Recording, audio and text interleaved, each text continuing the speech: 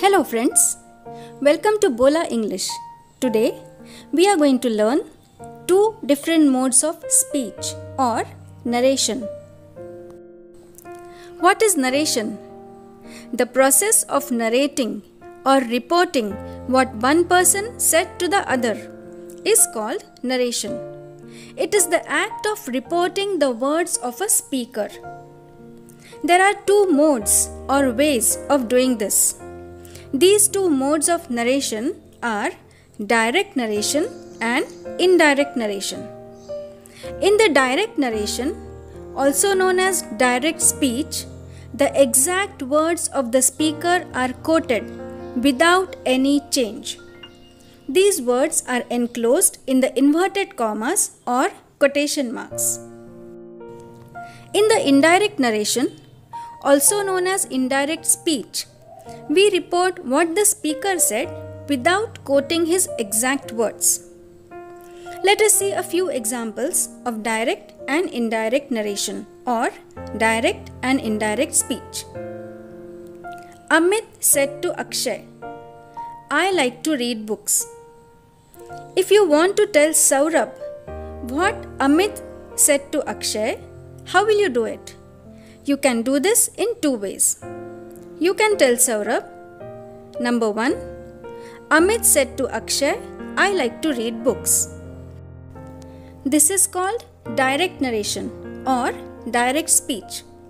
You have quoted the exact words of Amit while reporting the conversation between Amit and Akshay to Saurabh.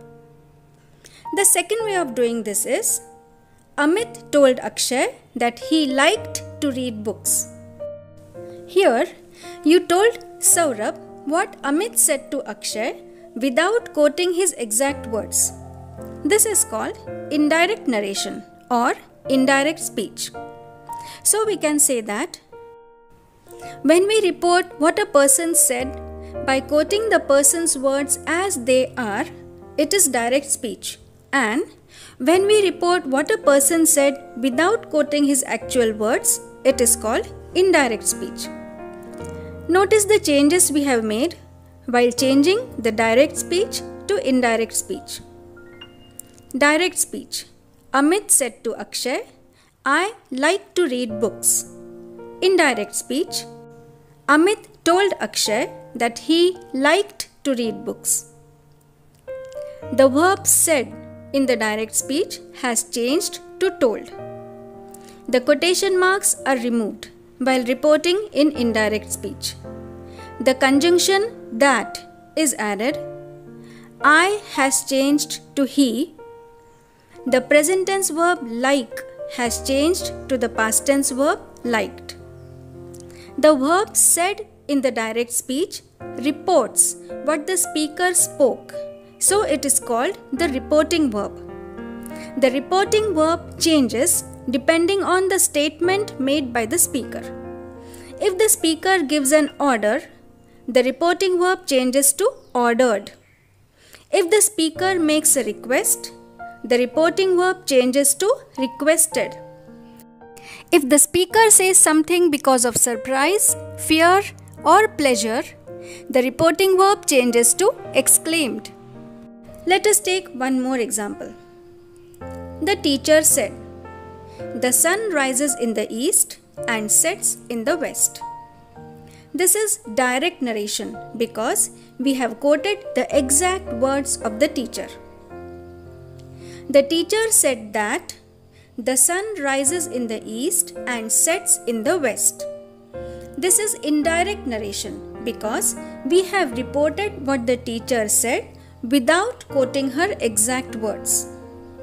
In the direct speech, the verbs rises and sets are in the present tense. Did this tense change in the indirect speech?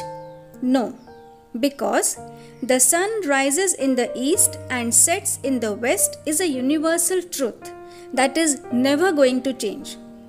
So while reporting a universal truth, the tense of the sentence in the direct speech does not change in the indirect speech. Now consider one more example of a sentence in the direct speech. My friend said, I know the way to the railway station. In the indirect speech, we will say, my friend said that he knows the way to the railway station.